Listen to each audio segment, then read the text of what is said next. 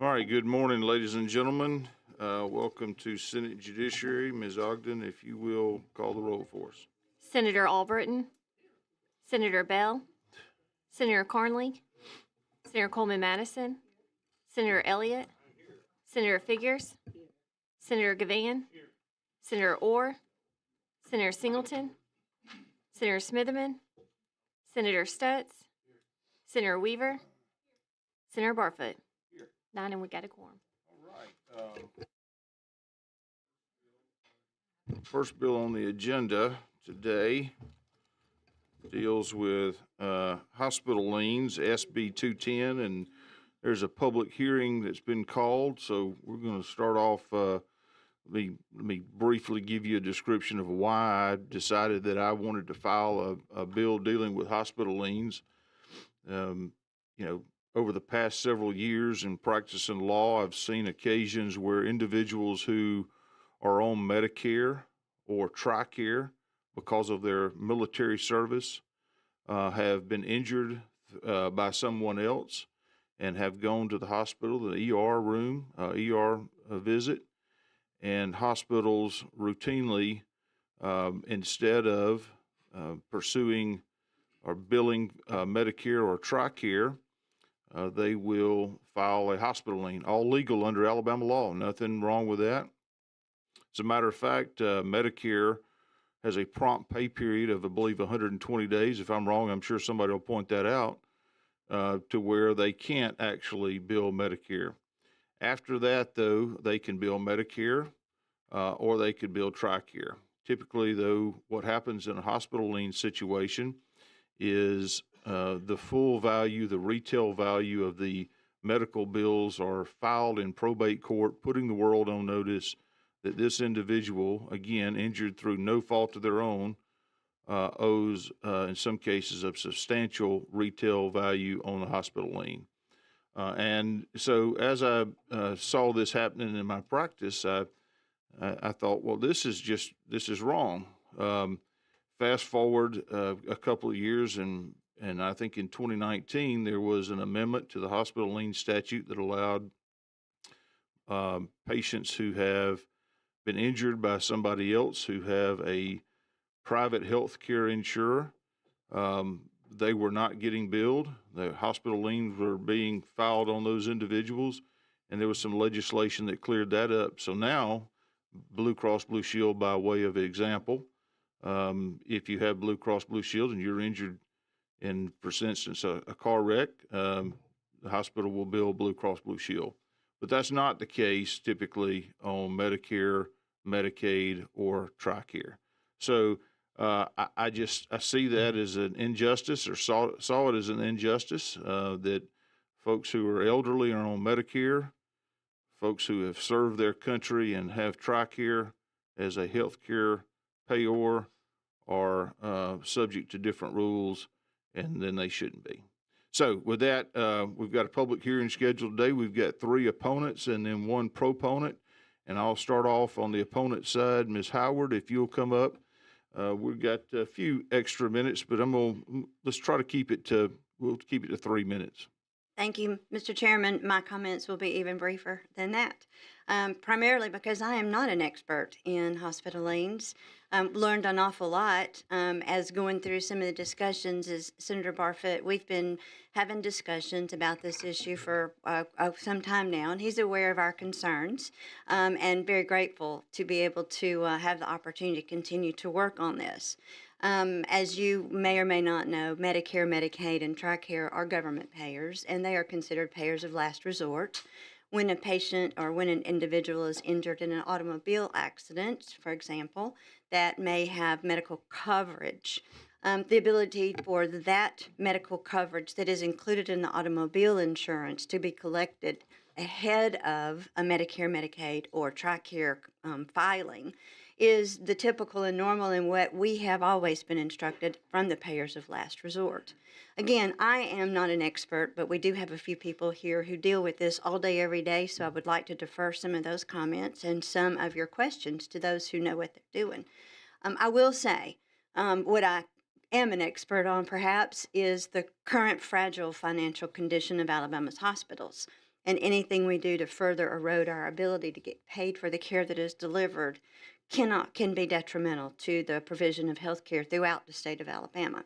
So with that, I'll just stop because, like I said, there are others who can answer questions and speak to the actual hospital lien process much more eloquently than I can. Thank you, Ms. Howard. And you are right. We have had conversations over the past almost year now, and look forward to maybe continuing those conversations. Thank you, sir. Next up is Mr. Gordon Armstrong. Mr. Armstrong, if you'll come up and identify, who you represent, where you're from. Thank you, Mr. Chairman. My name is Gordon Armstrong. I'm an attorney in private practice in Mobile, Alabama. However, I have clients across the state.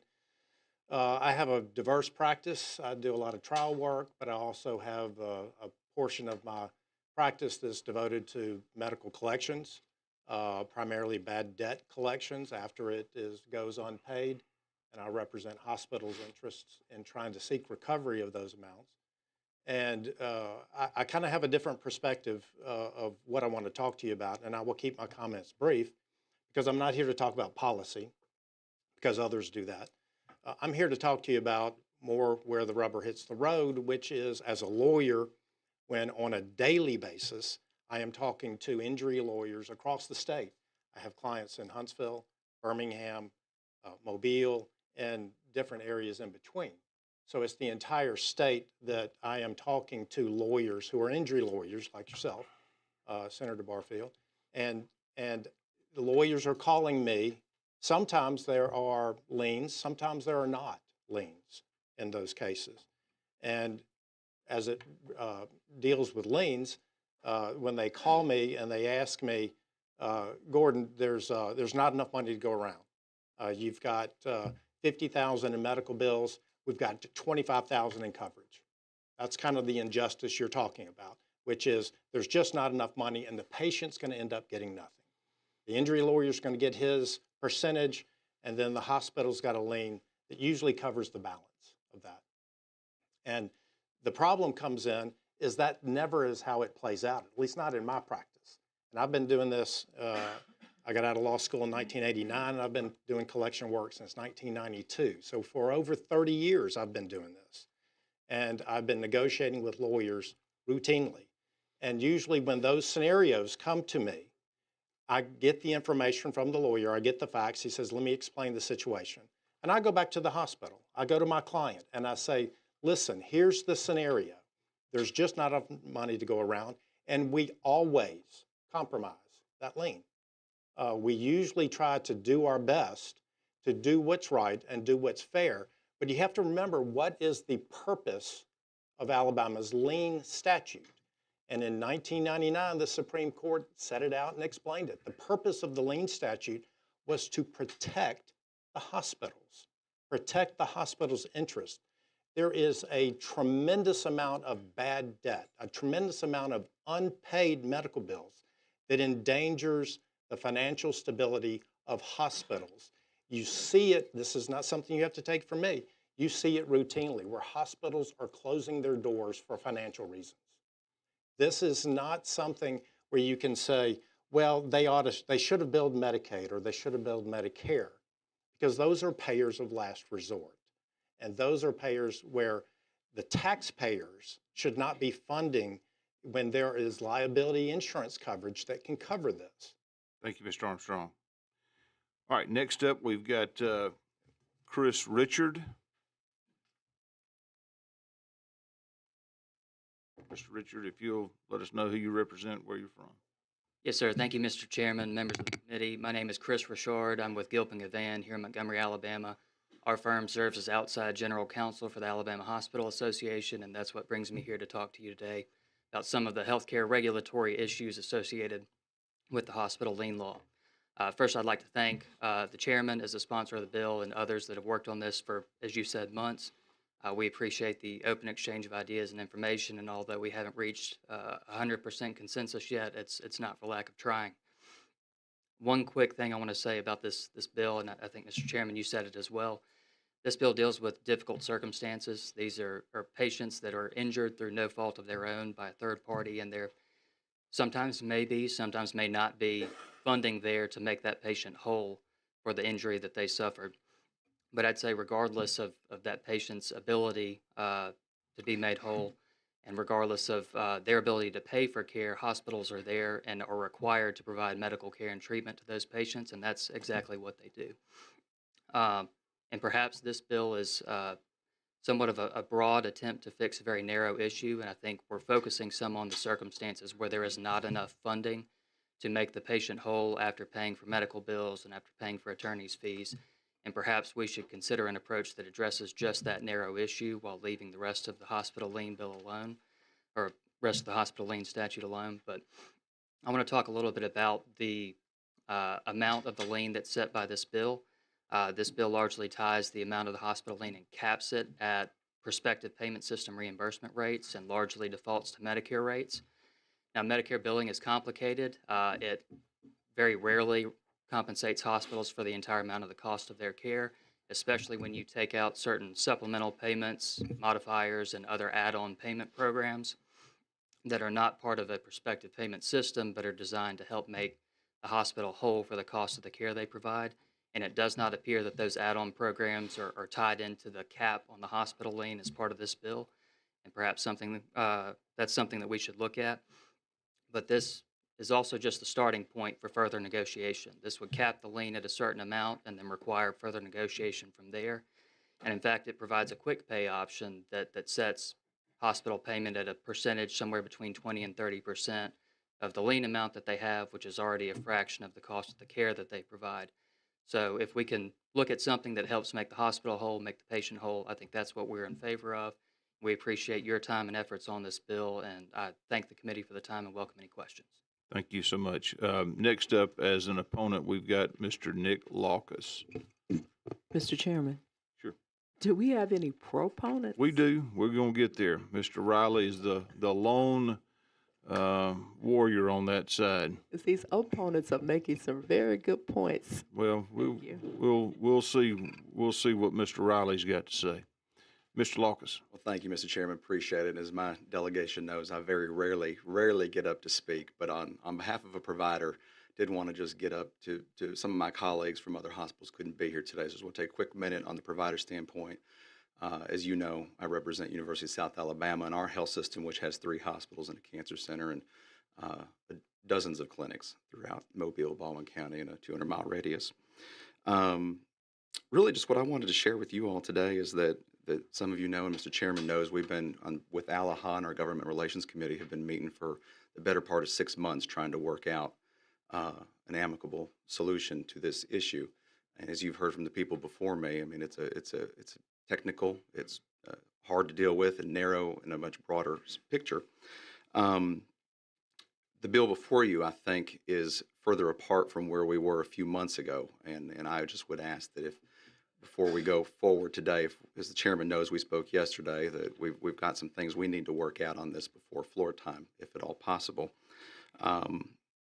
The current lien law has been in effect since 1955 with only amendments in 2019 and 2021, and there are comparable laws in 43 other states.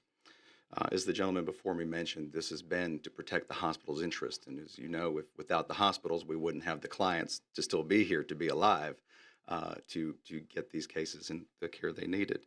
I could speak just for my hospital, and we're already seeing the last 3 years in a row, we have exceeded $100 million a year in uncompensated care. I know some of my neighbors in Mobile are not too far behind us. It's a challenging time, especially as the feds are looking to cut hospital reimbursement rates. You heard from Dr. Howard earlier. This is not quite the right time to be tinkering with hospitals' mechanisms and how we get paid when so many of us are on a brink of closing. And even in our case, you know, we're a big hospital. However, I mean, you look at most academic medical centers and we're on the verge of barely a 1% profit margin on a good day. So with margins already being thin, and as I've said before we handcuff some of the hospital's abilities to get reimbursements to take a percentage, let's make sure we work out all the kinks, and that's all I ask today. So thank you so much for the opportunity. Thank you, Mr. Larkins. I think Senator Smith may have a question Yes, for sir. you. I got a question that's going to require a probably in-depth response. So I thought I would say that to everybody. It's not Well, one you quick may, yes or may no, need a you sit real down. lawyer to answer this question then. No, you said something. We got a bunch of them at the table, so I don't want to put them on the spot. But you said that we're further apart than we were. You know, something you said like that, like you all might have been right here, but now we really right here. Oh, yes, sir. Basically. And don't, yeah, that's what you said. But I don't want you just to answer that. I'm trying to get a full understanding of why either this is good or why it's not good. Simply because, you know, as you said, being a lawyer, you know, being involved in personal injuries, I know negotiations that we have. The other man got up was something to go. I understand that. I do that myself. But also, I realize, and I don't know where this plays into this, but we have an indigent fund in this state to take care of people who are not able to pay.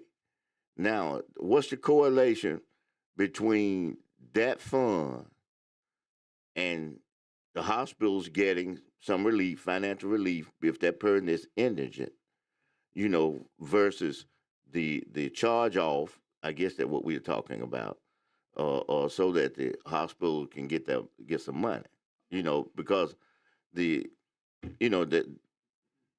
indigent is indigent. You see what I'm saying? So I'm trying to get a correlation because I see what we were doing with the lien, and why is it that we should not change the lien? And I'm not for. I'm just tell everybody I'm not for or against it because I really haven't wrapped around it to kind of get a toll to see if it's bad or if it's good to that perspective. So I'm asking you why should we stay or why shouldn't we do this? What is the detriment? That's what I'm saying. So thank you, Senator. And in fairness, I would say that there might be 10 questions in there in one. So in a simple answer on indigent care, I think that's a whole separate issue. And I don't know in detail about the state indigent care fund, but I can speak to Mobile County's indigent care fund, and it's barely puts off maybe $167,000 a year, and that gets split between Mobile Infirmary, Providence Hospital, and our University Hospital, which is the only level 1 trauma, which we see the worst. So take that aside, I'd also argue too, hospitals in this world of talking about the split of money in this particular case, we're the only ones that are federally obligated to take everybody that walks through our door and provide care. Attorneys don't have to. So when whether you have the flu, a cough, sinus infection, or you've been in a horrible car accident, if you walk through the emergency room at a hospital, we have to care for you, whether you have insurance or not. So this particularly related to government payers, when you're looking at where they mandate that we have, so let's say you were in a car accident, and again, this is where I need real lawyers to come here and back me up on this, and it wasn't your fault. All right. So your TRICARE, your government payer says, well, why should your health insurance, the same as you all would as it relates to Alabama Medicaid, why would Alabama Medicaid be liable if, Senator Figgers, I'm going to pick on you for a minute, if she caused the accident, Oh, please don't. she hit you in a car accident, they say, There you go, okay, Mobile. why does your health insurance need to pay the benefits when she has an automobile liability policy? She should pay those medical benefits first before yours kicks in. So what happens is, and this is my understanding, and I'll get someone up here to clarify this for you, we lose our lien position. This isn't a lien on your house or anything else. This is a lien on you that says if you call Alexander, well, I shouldn't name names, anybody, you call the billboard, the number on the billboard, and you get a big settlement, that the hospital gets reimbursed for their costs of saving your life. And that's what this is about, to protect our interests should you get a settlement, that we be paid for saving your life. And the other part of that is that her insurance should pay first for causing the accident before we kick into your insurance. But if we bill your insurance first, we lose our lien position, and so then we're out altogether. But let me, Chair. let me. Is that, Dane? After I'm not through if you don't mind anybody. I'm not through. What I'm trying to. Let me wait till you turn back. Hang on one second. Mind you, I pretend to be a lawyer. All right, hold on. I just play one on TV, or actually in the Alabama legislature. Yeah. Before he starts, You're my security blanket. No, you feel. let him be the blanket, because I want to say something to you. I don't want to sit around for the blanket to start talking first. No, I didn't say don't lead the mic. Yes, sir. I'm doing that, but in the real world, when you settle the case, the lawyer negotiates that settlement with the carrier. It can be Blue Cross. They negotiate that, and then it's paid. It's not somewhere in the clear blue sky that folks go. And I guess lawyers back there, they may bag me or not. You sell a case, and this bill out there hanging, and you don't sell the case, you go on about your business, because the client is gonna still be liable, just like what you were saying. And that client is not gonna agree for that lawyer to sell that. Then they thinking they gonna get $1,000, and so we sell for $1,000, yay, and then they get a bill for $300. That they got to pay out of that $1,000. No, they want that $1,000 to be their money. So that lawyers got to negotiate, at the whole conversation about settlement, enough that you're going to pay these hospitals, you're going to pay all the people. You know what I'm talking about. He know what I'm talking about. You're going to pay these people. So that's what's been going on. I mean, what now are we saying that a person in an accident, they ain't gonna get paid? If you sell an accident, they gonna get paid. So what I think you're looking at, and again, you can correct me, and everyone else, Mr. Chairman, you can correct me. I think what this bill is doing is it's capping all of us. So it's saying your potential reimbursement is going to be capped at no more than, okay? So that way there's more on the higher end. So it could go two ways, and that's the big gray area, I think, in this bill. So if you have a settlement case where there's not enough money to go around, that's the issue that I think Senator Barfoot is trying to address. But when you have cases where there's a significant larger amount of money to go around, and there's more than enough to cover the hospital bills and provide some money for the client and as well as the attorney, those are not the issue that we're talking about here. But if what you just said, but let me just, because everybody, some other folk want to talk too, and I'm gonna stop you. But what you just said there, though, is that if you said that if there is not enough money to go around, then this is what the problem. Well, let me say. I mean, I'm not. No, I'm taking issue, but let me say this. That it is no problem, because ain't nobody gonna sell no cases. They don't get no money. If it ain't enough money to go around, it's gonna be a trial.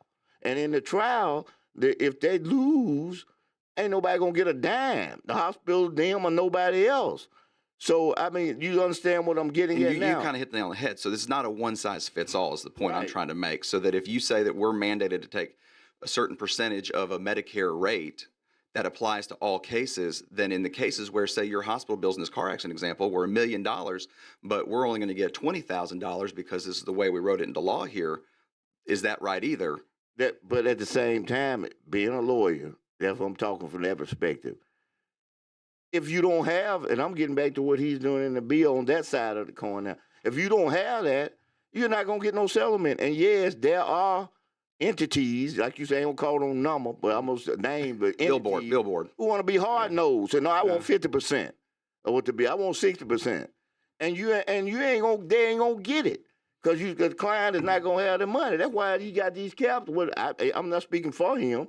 I'm just speaking for what I'm seeing kind of in this bill. That's why you gotta have it because the norm is gonna be a third. Let's just break it down. Every lawyer know that out there. The norm that you're trying to get to in that settlement on that bill that person owes is a third. And that he got 30% in here or 20% in here. And I think that's kind of consistent paying that with what's there. Now I know hospitals got to trying to survive and all that. I'm not, I got a bunch of them, remember. I'm in Birmingham. I got thousands, look like 1,000 hospitals. So I understand that. Okay. But we can't go, and I'm through when I say this, we can't go around the side of the mountain to solve the problem. And that's kind of what we're trying to do now. The bottom line, we need Medicaid expansion. That's the bottom line. We dance around it because we don't want to hurt people's feelings who don't want it and who may be in positions to control whether we get it. So we said, well, no, we don't make them mad. We're going to go the side door. That's just like with mass transit. The bottom line is they ought to get some of the fun off the gas tax. They can't get a dime. So now we got to go through these other methods, she and I, to try to get money for it. We trying to do this here. No, we got to meet the rubber where it meets the road. Either we going to do that or we going to cause a lot of difficulty. That's why there ain't but one on this side, I guess, and the other on the other side. Because somebody think it's a problem. A bunch of them folks that done come up to the mic, they think it's a problem. One way or the other. So I'm just trying to say what I'm saying is that this you are right. This is very, very lethal, really. This bill to what the effect it can have, and we are forgetting one thing, is that when you say it like about the energy fund on $100-something thousand, they need to put more. Whoever they is need to put more in the energy fund. That's a sacrifice. I don't care how tough the time is at our house, what you do. Not you, but what most folks do. If you got $100 and you got $125 with the bill, what's your priority? You got to eat first. Then you got to have electricity. You got to have somewhere to stay, transportation, then all these other things. That's what we may have to do in these times, with the money stop and all that stuff. So I'm just making a point. We can't go around the side door and not, how we said, and I have to say this because these ladies in here, man and woman up, to deal with the straight up stuff that we got to do to solve these problems. And so I'm through, Mr. Chairman, but thank you. Thanks, Senator. Thank you for your time. Thank you. Next up as a proponent is Mr. Ken Riley. Mr. Riley, if you'll introduce yourself, tell us where you're from and who you represent. Yes, sir. Thank you, Chairman. My name's Ken Riley. I'm a patient lawyer in Birmingham, Alabama. I practice with Ferris, Riley, and Pitt. And I represent folks all the time and have for 25 years. And here's the issue, and I want everybody to understand the issue. We want, me as a patient's advocate, I want the hospital to be paid. I want the hospital to be paid fairly. I want them to be paid promptly. But we have a hole in the law, and the hole in the law is this. In 2019, there was a change because there was a problem, because everybody with health insurance said, wait a minute, I'm getting hospital liens for $100,000 on these, and my insurance should be paying. And the problem with that is this body changed the law, but they left out some important people. And what's the effect of that? So a lot of people in here may have private health insurance. So you would probably pay, out of a settlement or whatever it is, 35 cents on the dollar. Okay, so on a $100,000 bill, your health insurance carrier would pay $35,000. Okay, but the hole in the law is this. It carved out and left out the elderly, the poor, and veterans.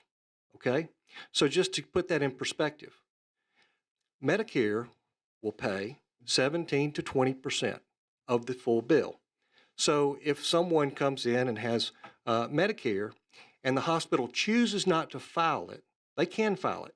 And the doctors and everybody else that doesn't have lien authority do file it, okay? And Medicare pays. And then we have to pay Medicare back because they have subrogation on that. So what happens is, the practical effect is, while that bill could have been satisfied and the hospital could have been paid what they should have been paid, and they agree to accept Medicare, that would be 17 to 20%. So $17,000 to $20,000 on a $100,000 bill. But instead, the problem is, and that goes for Medicare, and TRICARE is less, and then even Medicare is even less. So what the hospital says is, we're going to file a lien for $100,000. We would have gotten paid $20,000, but instead we want now 5 times what we would have recovered in this particular situation. And the problem with that, and the way that the bill is drafted, it says, okay, don't file with Medicare, don't file with TRICARE, but we'll make it such that you meet your profit margin, which is about 25% on the dollar. So if they meet 25% on any given transaction, we've learned that that is profitable. That's what they shoot for. So what we're saying is, we want to pay you even more than that, 30% or more, so that you can be profitable hospital, but also protect our veterans, protect the elderly, protect the poor. I can walk in right now, if I don't have health insurance, I can walk into hospitals and say, I need this procedure, and this procedure, and they'll charge you 35 cents on the dollar for those right now. But if I'm in a car accident, it's 100 cents on the dollar. And so that's the hole in the law, and that's the problem. And it's not that we want to see hospitals struggle financially. We don't.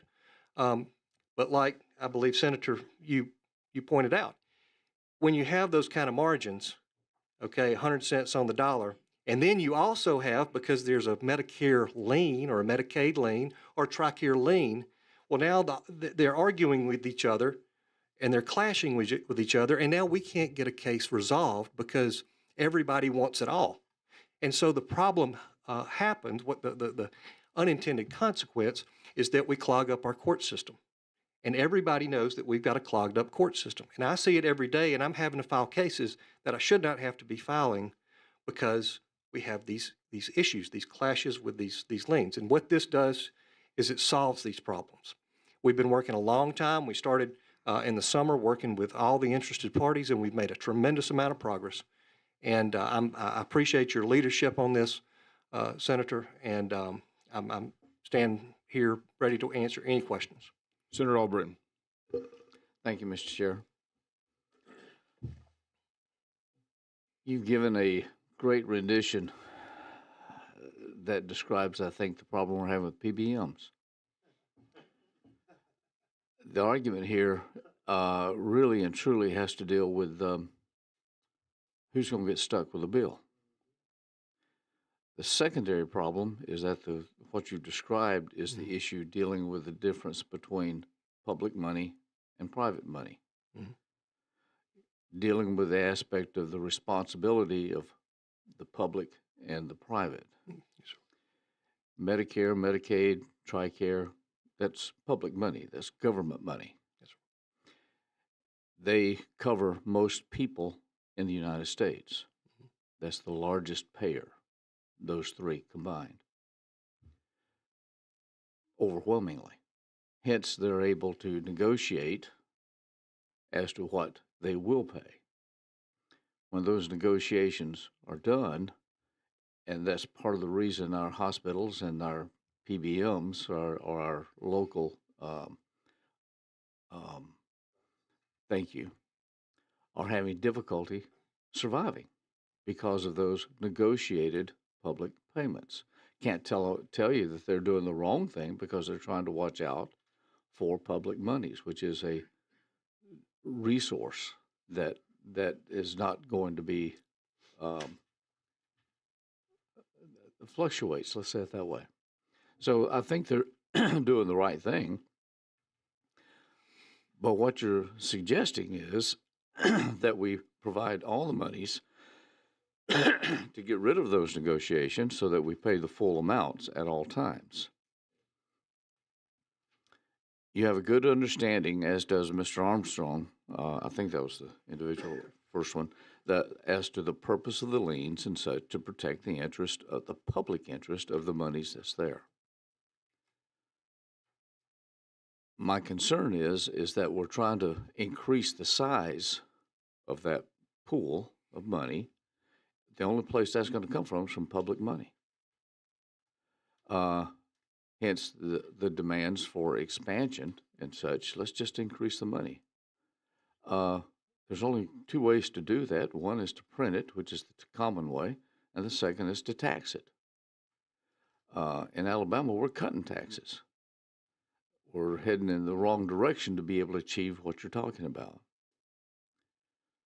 The other aspect of it is if we're going to put caps on the public money, why 35? Why don't we go to 25? Put a cap. That means we're going to have to put a cap also on the private money to be fair. Does that mean we also put a cap on the other people with their hands in that pool, i.e. us lawyers? Last thing we want to hear is a cap. And so if we're going to put caps on some folks, we're going to find a way that we can be fair in this pool of money. My suggestion is, I understand, I think, in a general sense, where we are with this problem. My concern is, though, is that we're trying to take a political remedy on this problem rather than dealing with the problem. I think that's true in this matter. I think it's true in the PBM. Is that all we're trying to accomplish is a political issue rather than a financial or policy. Now, I don't know that I have an answer, but we do have circumstances we've got to deal with in this way. I just concerned that we're headed in a direction that's unfair and is going to affect public more than it will private. And I think that well may be tapped. Mr. Chairman, I apologize, but thank you for the time. Yes, sir. Senator Elliott. I do, Mr. Chairman, if I can, I have a question for Mr. Armstrong. I don't want to belabor this, but if he could come back up, I wanted to ask this question. I found your testimony pretty interesting. Is this delta between the government payers and what's being charged by hospitals, is it part of the business plan for hospitals? Are our hospitals surviving on this money? I think we can all look at this and say, hey, there's a significant gap between what's being charged to insurance companies, what's being charged, by hospitals, the full rate, right? Right. Is this an integral part of the business plans for hospitals to survive? Is that delta, that money, is that just baked in as the thing that, whether it's fair or not, it's an income source that we must preserve in order for our hospitals to? I'm saying the thing that I think nobody will say or asking the question. Is that, well, it sounds like this would be better answered by a financial manager at a hospital, but I will answer it to the best of my knowledge. And I think your question is, do hospitals need these liens and the recoveries from these liens without being restricted to a government payer amount? Do they need that money? And the answer is absolutely yes, in my experience. And I've represented, of course, you heard Mr. Falks from USA. I've represented USA, UAB, Huntsville. I've represented hospitals across the state, and absolutely to a specific hospital you can name. And again, this only covers the hospital's portion. It doesn't cover physician practices or clinics or anesthesia providers or any other medical providers, just the hospital alone. And they absolutely rely on the recoveries from these liens, and that has been curtailed since 2019. So it's been minimized, and they've struggled with that. But to curtail it even further, the government payer amount is not an amount where a hospital can survive on that alone. And so you're limiting, once again, one other aspect of recovery for hospitals. Thank you, sir. Thank you, Mr. Chairman. Thanks, Senator. Any other comments or questions? I do have, and I don't know who the appropriate person will be. Y'all, any of the opponents, if you want to come up and answer, I'm more than happy to entertain whatever answers you may provide. As I understand it, Mr. Armstrong, and I think you alluded to this and was mentioned earlier, prior to 2019, if an individual had private health care insurance, in other words, Blue Cross Blue Shield, and were involved in a car wreck, the hospital could assert a lien. We changed that in 2019. Is that a correct statement? Correct. All right. So after 2019, if an individual who was involved in a car wreck through no fault of their own was injured, went to the emergency room, Blue Cross Blue Shield would be billed, and a hospital could not assert a hospital lien. Is that correct? Right. That's not government insurance. Correct. That's not That's government not taxpayer insurance. money. Correct. So what we have now, going back to what Mr. Riley said, is that if you, I'm going to give you several different situations. All these individuals are injured through someone else, by someone else's fault, through no fault of their own. Right. I'll walk in and I've got Blue Cross Blue Shield. The hospital cannot assert a hospital lien. They bill Blue Cross Blue Shield. I'm a 78-year-old individual who walks in with Medicare, and the hospital will file a hospital lien for the full value of that treatment rather than billing Medicare. Is that a true statement? Can. They can. Correct. As a matter of fact, Medicare as a secondary payor requires the hospital to file a hospital lien at least for 120 days. Is that correct? They're a Prompt secondary payment. payer by law. Federal law. Federal law. Right. Right. So So what this body does will not, still won't change federal law. Sure.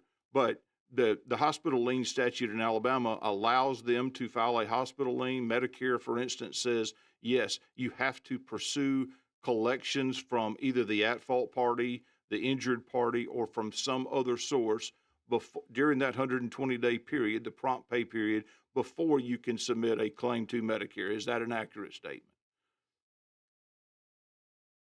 I'm not sure if I understand exactly what you're saying, but are you saying they do have to pay the, submit the bill? Nope. Or they can? After 120 They don't have a days, choice. after 120 days, they can submit that bill to Medicare. I will tell you this, that it is not uncommon that I've seen liens come to my office that have first been submitted, claims have been submitted and been rejected by either Medicare or Medicaid or a private insurance carrier because of this third-party liability. So issue. my Because they're a primary payer. question though third-party is, payer. is it your understanding, because it's mine, and tell me if I'm wrong, that after this prompt pay period of 120 days that's set in federal law, after that 120 days, if someone is covered by Medicare, the hospital can elect to bill Medicare?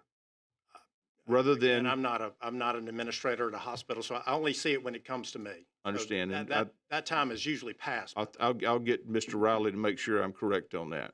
So we've got an individual who's covered by Blue Cross Blue Shield, by way of an example, who's injured in an automobile accident, and that bill is sent to Blue Cross Blue Shield, and the hospital accepts what Blue Cross Blue Shield pays. And if there's a balance, they file a lien for the balance. Well, I'm unaware of that, but No, let's that's have in that the bill. conversation. That's in your bill. Well, that current Not law. your current bill, the 2019 bill. Okay. If there is a balance left over that is not subject to the health insurance contract, they can file a lien for that balance. And that has to come out of the same recovery. If it's not covered by Blue Cross Blue Shield. No. Okay, let's say you got a $50,000 bill, right? Somebody's got health insurance with Blue Cross. They submit the bill to Blue Cross. Blue Cross will pay a portion of that. They don't pay the whole thing. They pay a portion. Then the hospital, based on the health insurance contract with Blue Cross, will adjust another portion of that. That leaves a balance. There's still a balance. And they can file a lien for that balance. Now, is it $50,000? No, normally at that point, it's about $8,000, $9,000, $10,000, somewhere in that neighborhood. Okay, so you have an individual with Blue Cross Blue Shield, comes into the emergency room, that's billed to Blue Cross Blue Shield. You have an elderly person who is on Medicare, and the hospitals elect to assert a full value of the hospital lien. In other words, the full retail charges to file a hospital lien. You have an individual who's on Medicaid, same thing. They file a hospital lien for the full retail value of that. And somebody who has served their country and has TRICARE, then their hospital lien is asserted against them. And is that a correct statement? Well, again, those are government. That's taxpayer money. Right. Correct. But again, you see the difference there. Somebody with private but health care insurance is treated different than an elderly person, somebody who served their country, or somebody who's on Medicaid. again, like I said before, I'm not a policymaker, but the public interest behind that, the rationale behind that is that the taxpayers should not pay for what an insurance company is set up to pay.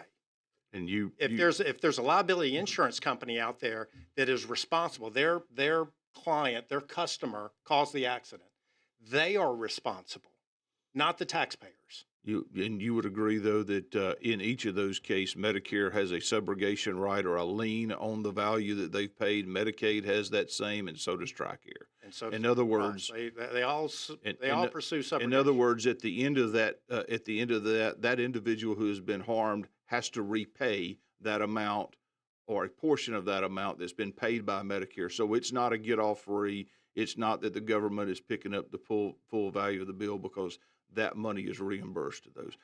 Thank you very much, Senator Singleton. Mr. Riley, could you clarify something for me? Yes, sir.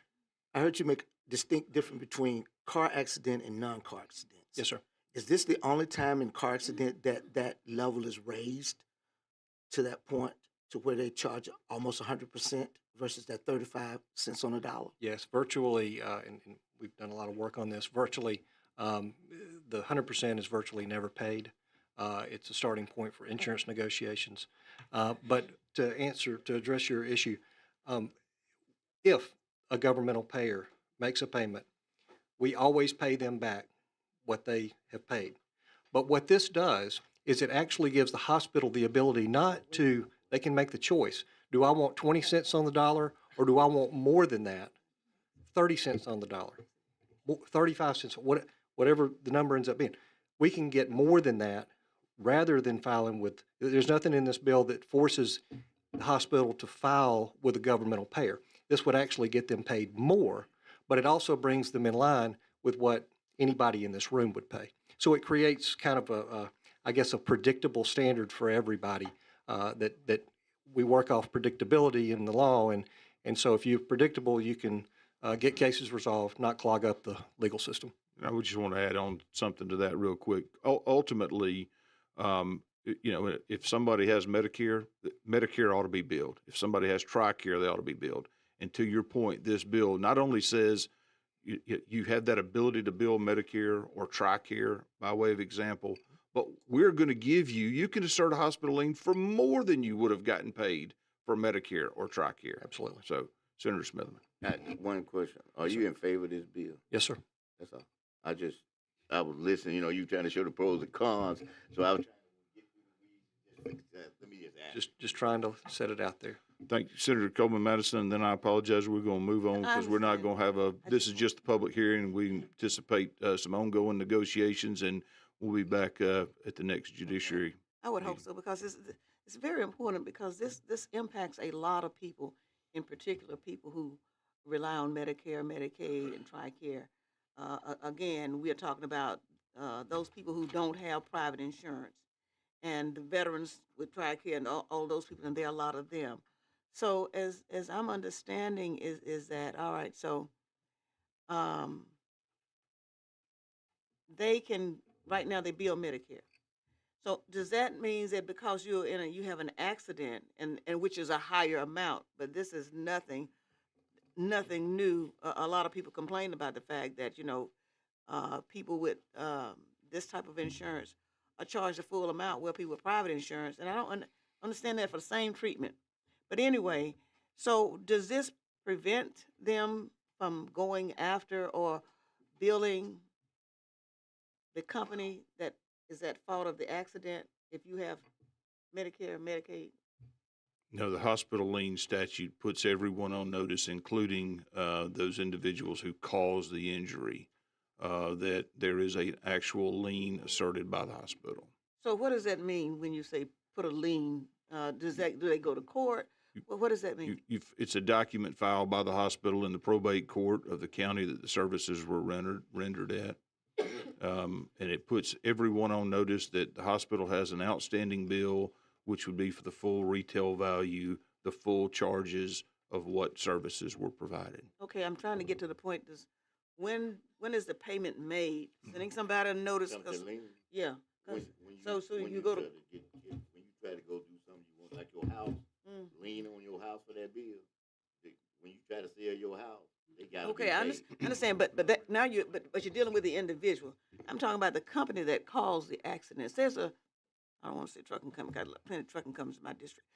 I want them looking at me and say, why she use us as an example? Duly noted. But they use me as being the fault of But an accident. but just say that there was an accident and this is a corporation or whatever that's involved with this. So and we understand that you're going after the individual if there's a lien on them, and I understand what Smithman is saying here. But the corporation, is there something where there's actually a lawsuit filed, not just a notice that there's a lien? So you're putting a lien on what? They may continue to do business and the lien is never paid. Yeah, this would be a lien filed, a document filed in the probate court in the county that the services are rendered, that just the mere filing of that should put everyone on notice, insurance carriers, individuals, and you know, I'm unaware, and some of the other folks may, it doesn't attach to any I'm property. just wondering how they're made whole when you're dealing with a large corporation and entity. Somebody needs to explain that to me. Senator how they get Smitherman and Senator reimbursed. Figures, Senator Weaver after that. I'll be very quick. There's more than one mechanism to collect that. The lien ain't the only one. So I mean, yeah. So, but I just want you to know that to your question, when you're talking about the corporation, there's a variety of approaches to take to try to get that money. So we're just dealing with the lien in the hospitals in here, but to ask about a corporation, it's. I just want to tell you that it's even with an individual, it's more than one way. Try to attach the money in the bank and try to, just it's a bunch of stuff that you can do, and trying to actually collect that money. So this is just one of the things to make sure it's a safeguard that my claim ain't going nowhere. You can't go nowhere. You can hold. It'll be 30 years. I'm still gonna get my money. So that's what the lien kind of does. Senator Figures and then Senator Weaver. And then we're Thank going to move you. on. Thank you, Mr. Chairman. I just wanted to clarify. We're talking about where the lien is being put is on the money that's going to be paid by the person who caused the accident, correct? That's correct, yes. And that is what well, Mr. Armstrong, I think, negotiates that amount for what the hospitals are going to be paid, which they have the hospital bill because there was an accident and the person needed the medical care. So that's what the lien is going to be paid from. And there will not be a lien put on any of that person's personal property or anything, property, bank accounts or anything. That's the pot of money. That's correct. So what is the percentage that the lawyers get from these? Because I know there are always commercials pushing. How much we can get? That's the truth. I understand that, but I just want to be fair to everybody, and I understand that. But we're talking about hospitals closing. We're talking about hospitals, and I know the hospital in my district, University of South Alabama, has a high ceiling of indigent patient care that they don't turn anybody around. Plus, it's a trauma center, and it's a teaching hospital. So I think that the hospital should be paid. And if there's going to be any kind of negotiation, perhaps it should be on that percentage that the lawyers are getting, because they certainly have enough money to do these advertisements all the time about getting people to file these claims. So I just wanted to clarify that, because it's almost like it's the elephant in the room, because we haven't really said that. It's when they have been paid by that company or person's insurance company that they get. And sometimes these are like millions of dollars. So it goes, from a low amount to exceedingly high amount. So I just wanted to clarify that. Mr. President. Oh, we got Senator Weaver. Thank you, Mr. Chairman. Thank you, Senator Weaver, and then Senator Smitherman. I think we need to move on. We've got 4 or 5 after that. Thank you. My request. Senator Just Weaver. very brief comments. I think what we can all agree on is that it's a very complicated discussion. I've heard lots of discussion about charges, and the important thing is, I think what we have to realize is there's not a payer anywhere that pays full charges in my professional experience.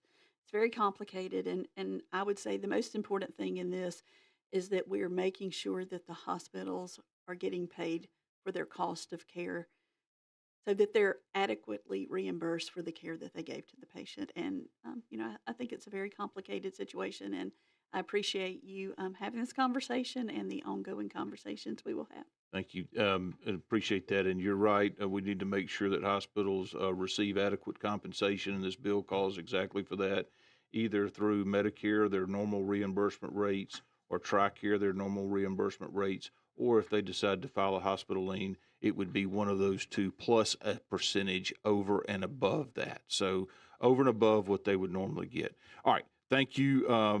That concludes the public hearing. Let's move right along to SB 225. Oh, yeah. Well, we're not done yet. So, Senator Givan. Thank you, Mr. Chairman. So with this this bill, which does not directly affect funding, by the way, Mr. Chairman, so one way or the other, basically it does not. If somebody is drawing blood for purposes basically determining DUI, that they can't be, basically if individual can refuse to take that, they don't want to, unless they've got a court order. And to me, this is a freedom issue. I mean, I've had someone try to make me a expert witness by sending me a subpoena at 8 o'clock on Sunday night for a Monday morning, 9 o'clock Monday morning hearing, which I just talk about blowing my top. But I just don't think it's right to make somebody do that if they don't want to do it, unless they have just compensation. I mean, that's my simple view of the world. So, Senator Weaver, and then Senator Smithman. You and I had this conversation yesterday, and I was totally shocked that this is the current law. I can't imagine that anybody would want to have a situation where they didn't have a proper chain of command in this lab work. So I fully support your bill, and at the proper time, I'll make the motion to give passage. Senator Smithman. I just want to make sure I fully understand what you're trying to do. Kind of say it again. I don't want to say what you're saying, but kind of go through it a little slower. Sure. So let's say I'm a medical technician, and a police officer comes up to me and says, draw this person's blood. Stop right there. What, you mean just somebody off the street that's a medical technician? But I've started saying HIMSY, but, that's what we have in Huntsville. But, whoever whatever the correct term is for a person in the ambulance that shows up on the scene if there's been an accident. Oh, or it could be okay. a Now we're nurse talking at about the an hospital. accident. Yeah. Well, we're talking about where somebody has been pulled over for DUI or driving under the influence, that they're, how do we get that sample, that blood sample from them, not breathalyzer, but blood sample, and then, what's the chain of custody there? But, you come to me and I'm a healthcare professional and you say you do this, or I'm going to arrest you. I mean, when they come to you, am I on my job? You're on your job, but you may be at a private employer, and your idea of, wasn't, spending your week in court waiting to testify. Oh, I see what you're saying. So to me, it's an unconstitutional taking of somebody's time and services. I got you. Okay. Thank you. All right. I think I heard a first by Senator Weaver. Can I ask one question?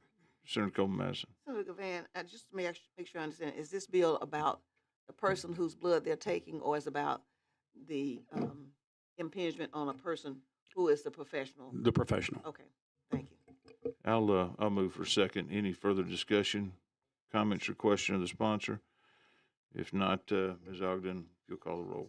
Senator Albritton, Senator Bell, Senator Cornley, Senator Coleman-Madison, Senator Elliott, Senator Figures, Senator Givan, Senator Orr, Senator Singleton, Senator Smitherman, Aye.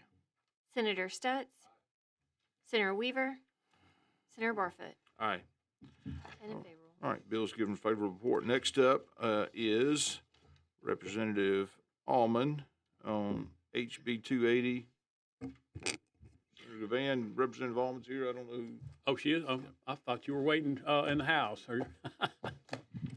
Do you want to? Okay, all right.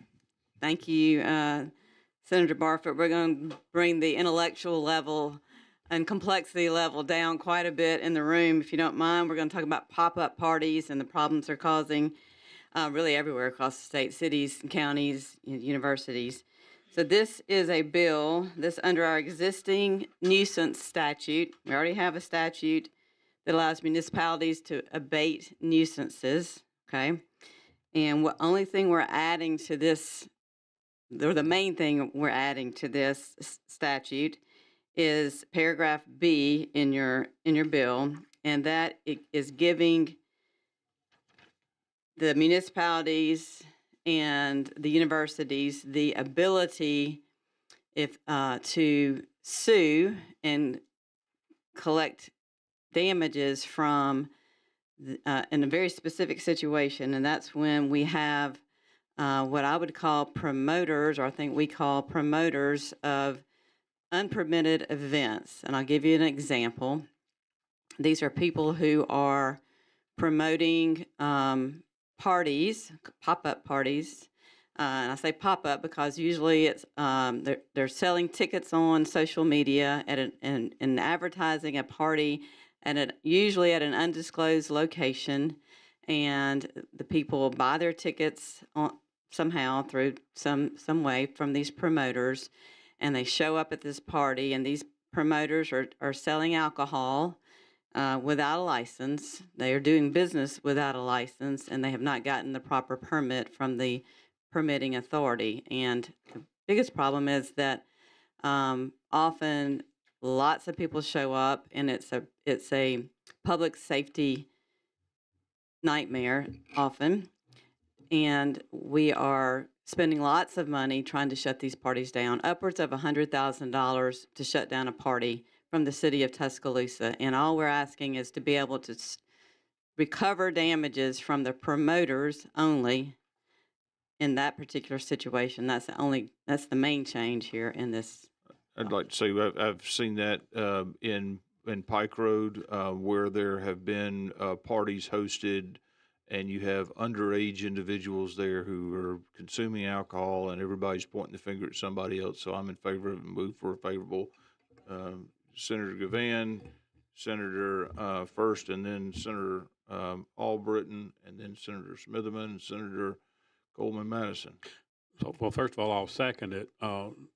Next of all, I didn't realize you already had an amendment in your package. I had passed out an amendment, and I will just frankly say I think there's some issues on that, so I'm not going to be offering that amendment. I think there's a little sense of urgency between my other alma mater and City of Tuscaloosa about trying to maybe move this a little quicker. I think if we try to deal with the counties at this point in time, that's going to be problematic. So I'm not going to be offering the amendment. Senator Albritton. Thank you, Mr. Chair. I got a big family, and when we have folks come over to the house for a cookout or whatever, and I publicize that on my Facebook page or whatever, if I had a Facebook page, and other friends, and so am I going to get billed for this? Are you selling alcohol? You don't have whiskey, it's yours. Are you selling alcohol without a license? No, I'm not. I'm not selling nothing. Then no. I'm not selling nothing. So, No. so this isn't a case of where you're selling something. Correct. Okay. Can I shoot fireworks? Never mind. Thank you. Not if you're in the city limits and it prohibits it. Senator Smitherman. But even if they have the license to sell this wasn't my question, man. I got a question, but that came up at the end. If they have a license to sell alcohol, I mean, you know, I've heard in here 3 reasons why we need to pass this bill, and it centers around every time that I've heard from you is that it's where they don't have a license to sell alcohol. But I also have heard that it's where minors are present and drinking alcohol. They may have a license to sell alcohol. Then I mean, but I ain't said from you. I've heard that sitting in here, and I'm saying that you know we can't. I done heard about 3 or 4 times about different stuff we dealing with.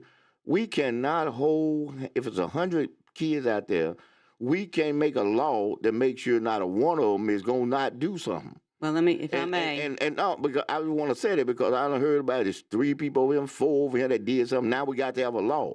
We cannot make a perfect law, and we don't have enough law enforcement. We don't have anything to be able to do that. I mean, it's going to be some fallout in everything that's done in life. It's not going to be a perfect.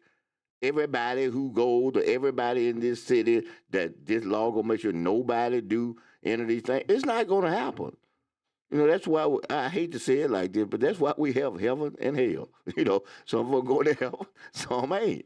You know, that's just the way it's always been since God's been here. So why we going to be God to think that we can make a law that because we got a little 5% of a problem, we got to make a law to know we won't have that 5%. You're not going to stop the 5%. So I'm getting to this. I'm getting past even what he said. I'm going to take you down the way you are, Tuscaloosa. You got a fraternity who having a private party. Private. I don't care if they're advertising, but it's private. They're advertising to frat brothers. They might be advertising frat brothers who are in other cities, you know, because you have fraternities. Then what we are saying that they can't have a private thing there, period. And they don't have to be selling it. They can just have refreshments there, alcohol. It's not selling the amount. It's not selling to anybody. It's a private party, and they coming in there. Under this bill, they going to get zapped. They going to get zapped. Every fraternity down, also sorority, is ready to get zapped on every campus, college campus. Well, that ain't right. Ain't nobody promoting what they should allow them to do, but that ain't right. We ain't in no perfect, I almost said something. We're not in no, we can't force our likes and dislikes and whether it's religious belief or anything else on everybody in the world. And that's what we trying to do in many of these situations. We can't. So, you know, this bill is problematic because you getting ready to get plenty of kids on plenty of campuses zapped. And they folks gonna be running down there trying to deal with this, and it won't be anything about just selling. See what I mean? It's more than what you mentioned where you're saying where they don't have a license to sell. It's plenty. He just mentioned one. I'm just mentioning one. It's any gathering. I mean, I know it may not be your individual intent, but it is. I'm just saying that. I'm saying it from my perspective as being a lawyer. This is. That's another lawyer that spoke over there. I'm telling you, from that perspective, this is problematic for people. Thank you, Mr. Thank you. Senator Coleman Madison, do you have a comment or a question? This will become a statewide law, correct? Yep. Yes. Senator Smithman and I are on the same lines because basically the way it is written, we're talking about all institutions of higher education, and we know that you have frat parties and some of the sororities have parties and things like that. And I'm not saying that these parties sometimes don't get out of hand, but I'm just wondering if there's not something that could have been addressed on the local campus through policies. Have we talked with them? I have not found out that this is something that is widespread, although it may be widespread. It's just a matter of tolerance. If it's an issue at UA, then it seems like it needs to be addressed through that forum as far as talking with the trustees down there and saying, okay, we need to address this. We don't need to create a state law and blanket the whole state with all of this. We have a lot of college campuses, and college life is one of those things that as young people decide where they're going to go, that's all a part of it. They do stupid things. That's why some of these bills be coming up and I'm opposed to them. I'm saying, like, let's not penalize our young people because you're arrested, you booked, that stays on your record. Dumb stuff, we had a good time. It's like spring break. But then you come back and you find that you try to get a job, and so these things tend to come back. I would hope that this would be addressed at the lowest level, starting with the trustees to find out if it could be addressed that way. I don't think we need to pass a law that impacts all of the college campuses because they all are not guilty of this. But somebody could use this and say, okay, they're getting a little loud and rowdy, and they can call the police or whatever, and they point to this law and use it. So that, that's my opinion. Not against necessarily your concept, but I don't think this is the right route. Senator Singleton. Yes. Representative Almond, I want to go back to the senator's example about his family earlier. When he made an example of his family being able to get together, and you boil it down to whether or not he was selling alcohol, whether or not it be illegal. But when you're dealing with nuisance, public nuisance, isn't it more about the quiet enjoyment of the property? So it's about more than just selling alcohol. So if his family is rowdy, he can still come under this law outside of not just selling alcohol, because it could be the quiet enjoyment of the property at that particular time. Correct, but we are not changing that part of the law. That part of the law already exists. But I'm just saying, you made it sound like only if he was selling alcohol would it be a problem. That's under the new section. Okay. Under the new part that I'm trying to add only pertains to unpermitted events. So, for example, the college, this rarely even happens on college campuses because they have a process. If they want to have a party, if they're not selling alcohol, they don't need a permit to do that, okay? We're talking about a college town, and I represent Tuscaloosa like you do. We're talking about a college town that makes a bunch of money off these students. It's all right when they bring you money in, but when they become a little rowdy, and we know how Tuscaloosa can get rowdy sometimes, and I know and you know. But at the end of the day, I don't want to take this enjoyment from students. Yeah, I want them to be safe. I think that party that popped up in Tuskegee that night was an unpermitted party, a Glock switch. But outside of that, it probably would have been just a great party, had it not been for that. I'm sure these kids have parties at the university all the time. This basketball season, they're going to be in the tournament. There are kids who are not going to go to the game. Some are going to be back on campus having parties that they're not going to tell the administration that we're going to have a party. And under this law, they wouldn't be permitted to do so. They can still have their parties. They just can't illegally operate a business and make a profit. Let me just tell you, I'm going to be a no on this, and I'm going to be a floor debate on this. Thank you. We've got a first and a second. Ms. Ogden, if you'll call the roll. Senator Albritton, Senator Bell, Senator Carnley, Senator Coleman Madison, Senator Elliott, Senator Figures, Senator Givan, Senator Orr, Senator Singleton, Senator Smitherman, Senator Stutz, Senator Weaver, Senator Barfoot. Aye. 6-4. All right, 6-4, bills given favor report. Thank you, Representative Almond. Thank you very much. Next up, we've got two bills. Representative Givan, welcome to Senate Judiciary. HB 287. Thank you, Mr. Chairman. I rise today to present HB 287 on behalf of the Speaker and the House Task Force that we established last year with regards to crime across the state of Alabama. This bill in particular, in working with ALEA, is for the purpose of creating a Transparency Act with regarding the reporting of sworn APO certified officers here in the state of Alabama, making sure that there is a time and date certain for them to report, as well as that information being reported to the commission, the Alabama Justice Information Commission. The reason for this bill is this. First of all, the FBI has raised concerns also with regards to having this information submitted, having it submitted in a timely manner. Why is that important?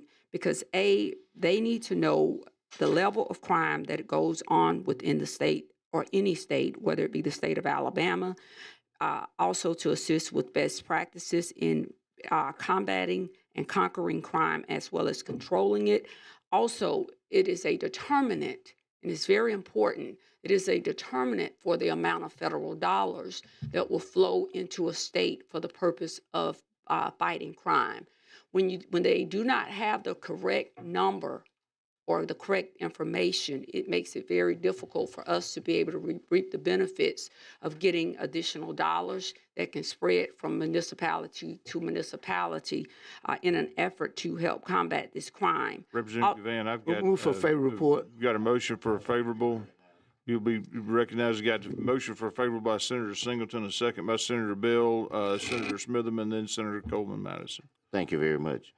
I realize that we have a effort to try to address crime, and I think that I probably exhibited even in the bills that I've put out that we're serious about it as it relates to locksmith and Glock switches and everything else. But I got a concern with the bill, and make sure to understand that I don't have a concern with the person, even though people can interpret what they want to, but it's the bill. I got concerned with the bill because, first of all, there has been no impact, to my knowledge, about some hindrances of us getting federal funds if we don't do this. Okay, that's the first thing. The second thing is that nothing about this, as it relates to what we are doing, is going to put officers back on the street and increase it and increase the money. Not folks that once I get that, then we gone. It's nothing that this law right here will do in that regard. The second thing is this, is that and I'm just being very firm and I'm being very frank about this. I'm not interested in taking home rule in any shape, form, or fashion through this commission that they got and they make some recommendations to take it, or anybody else from my cities. We ain't got but this much home rule in the state of Alabama. And we keep entering that we want to take that away. I'm not interested in that. So I'm just going to make it very clear that if everybody else is interested in this, I would request that you honor in the Senate my amendment, because I'm taking Jefferson County out. I'm just making that very clear. I am taking Jefferson County out of this. If everybody in this whole legislature is so gung-ho and want this, I ain't trying to stop nobody else in the state, but I represent Jefferson County. And what we need is some money that we can get more officers. If the state want to write us a check for $2 or $3 or $4 million so we have an incentive, give Montgomery $2 or $3, $4 million to get, so they have incentive to get police officers on the street, I'm your man. I'm going to support it. But I am not going to order by no state statute that a local department has to do A, B, C, or D. I support the troopers. I support ALEA. I think if you go look at my voting record since I've been here, I'm 100% for them. But giving this to them ain't going to put one more officer on our street. It ain't going to do anything whatsoever. And we don't need somebody, new leadership to do something in our department. We need resources. Ain't nothing wrong with the leadership of our police department. We need police where we can patrol every block and we need money. So if we're talking about getting us some money so we can enhance, and the city has done its part, it's put up $15 million trying to increase to get officers. So if the state want to kick in $15 more million, then we can raise up the metrics and all police officers in the state. If we want to do a statewide metrics, that's fine too. But I'm just saying, if the reason you hear me saying so much about this, I am to the bone. I'm like he was saying about that other bill, and I ain't threatening nobody or nothing, but I'm just saying, I'm gonna be standing in the gap when it comes to anything like that that's trying to take away home rule or make some persona that we ought to have our departments taken over by somebody else just simply because they feel that that's the right thing to do. We need resources. You ready to give us some resources? I'm all for it. Thank you, Mr. Chairman. Thank you. Hold on 1 second. We're going to go to Senator Coleman Madison, and then I'll have the opportunity to address some of those concerns, and then hopefully we'll be able to I'm going to try to be brief. I look at your bill differently, but I'm looking at it. All right, basically what you're trying to do, And I'm just trying to get to the crux of it because I don't think, unless there's something that say that you have to report this and then and funding is tied to this, I don't see that. I mean, it may be information that you have that I don't have. But let me ask you this. How do you deal with new officers? Birmingham has cadet training and academies going on all through the year. And so if they're reporting once a year annually, you say, and so you're going to have new recruits that's going to be coming in. I'm sure other cities are the same way, but they're only reporting once a year. Senator Coleman Madison, let me say this because I want to be clear. This is not about one municipality. This is not about the city of Birmingham. No, I'm not saying that. I'm just saying, I understand. They would be, everybody, first of all, there is a law. They should be reporting crime stats and this information now. They're not reporting it. It's already the law for them to report this information. That's number one. And I wanted to say that to Senator Smitherman. We're not recreating a new law. They should be they should be reporting now. The problem is the ALEA is at a point where they're having to cut municipalities off from the NCIC system because of them failing to report. That means anything relative to the national crime stats, all of that, they are having to report because there's no meat and there's no teeth. Again, this is not about one municipality. This is about what they should be doing. With regards to the federal funding, I'm not looking at what Birmingham has put down. This isn't even about Birmingham. I didn't bring this for Birmingham. This is because even when I'm even if you're putting something down, we can receive additional dollars as we have always done. When it gets so bad, then we can get these additional dollars to maybe assist. You got to have the crime stats. They said that you gotta. It's just getting the information. This is just the general reporting, even down to the number of the crime, the APO certified officers. All of this information flows from the state up, and it will be a determining factor as to us being able to get that information. The municipalities. Now, because time is short. Yes, ma'am. Again, how do you deal with, since this is a reporting once a year, again, like I said, it's not, and I just use Birmingham as an example because I know they have cadet classes ongoing.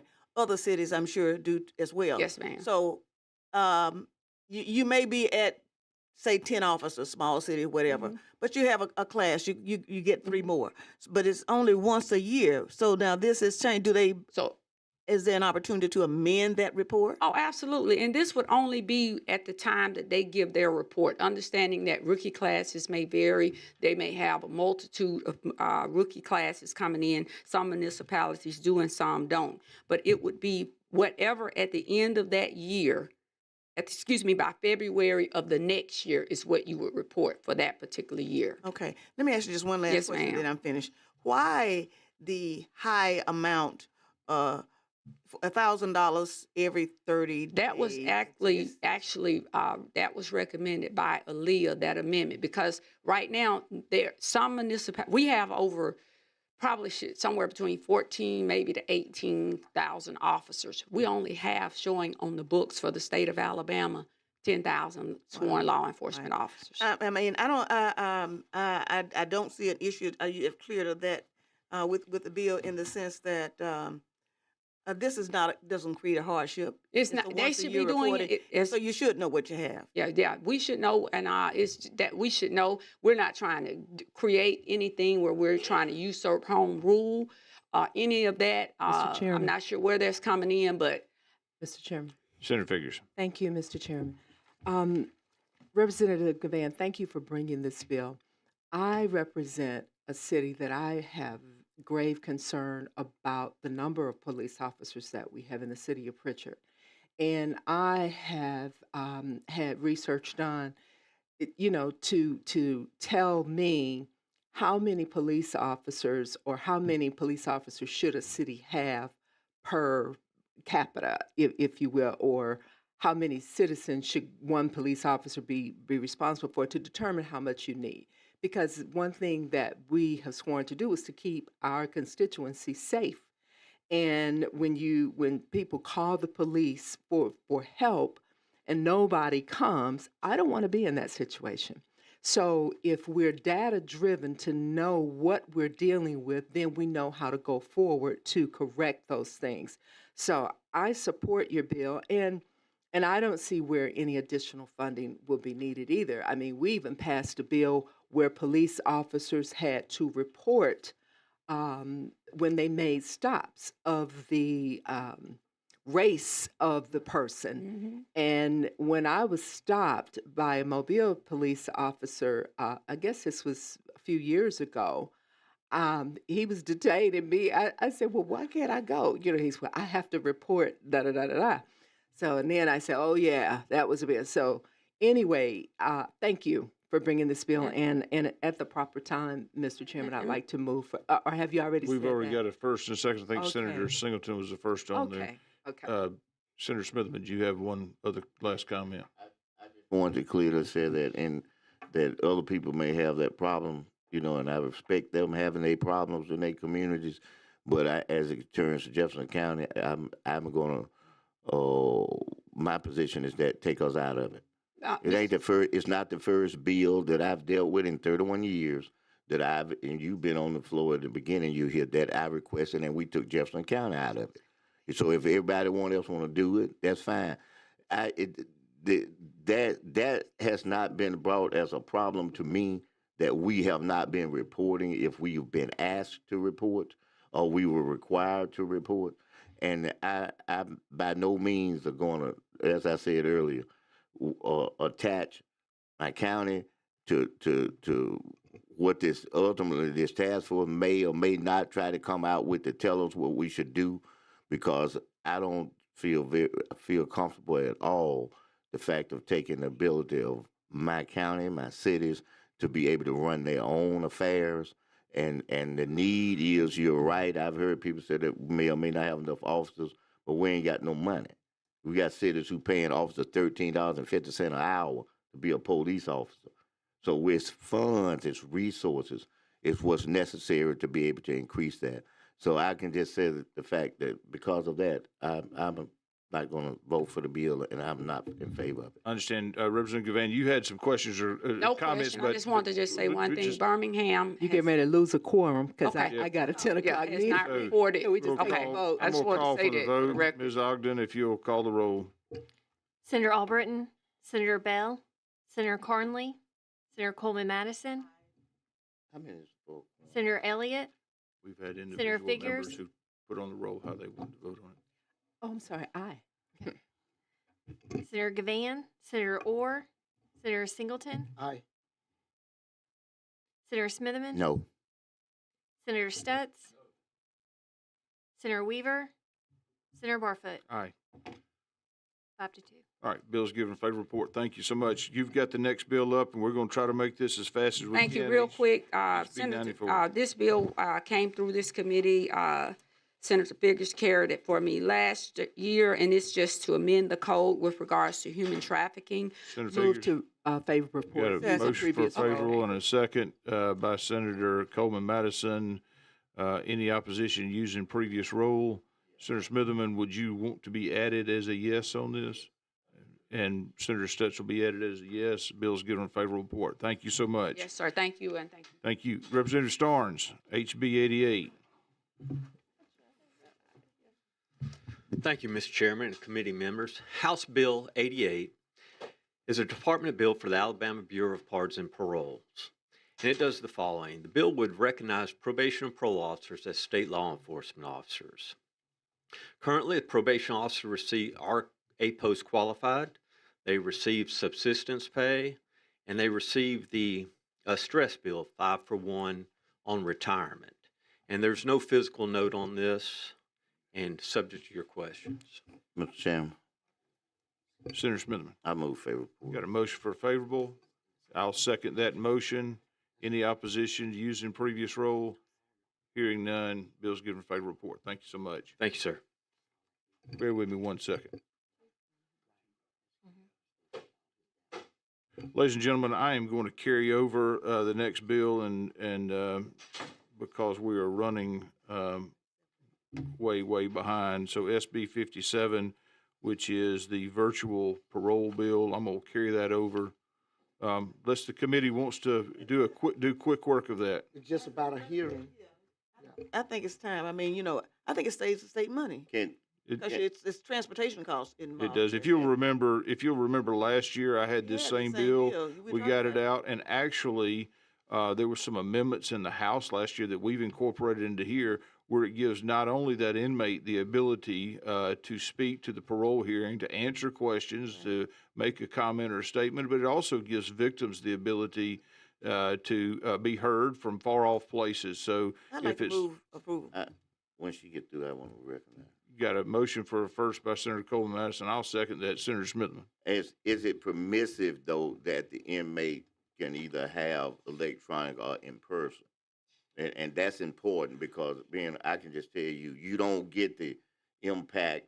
And I'm not trying to get you to agree with me, but you're a lawyer. You don't get the impact of your questioning and your crossing examine with people when they're somewhere looking at a camera, looking off, talking to you, but they just playing with stuff versus they sitting there on that stand, sworn in, and they're able to have to answer, and the judge or whoever it is standing right there. So does this allow that person the option to have that or not? In person, it does not. I mean, because see, you might court hearings, other than COVID, judges pretty much give you an option. That we can have it by virtual, but it's just that it may be longer to have it physical. So yeah, it does not. It does not have that option of being in person. I think from a procedural standpoint and a logistic standpoint, that would probably kill the bill if we had that in there. Okay.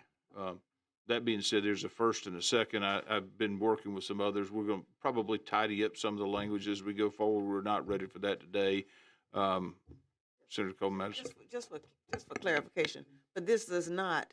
We already do in person, but it does not say that is excluded. No, currently This is just another option. Currently, the defendant or the incarcerated inmate is not at their parole hearing one way or another. This would just give them the ability to attend, as well as the victims, virtually. I got you. All right. All right. Instead of carrying it over, we've got a first and a second. Any opposition to using previous rule? Hearing none, bill's given favor report. Thank you so much. That committee is adjourned.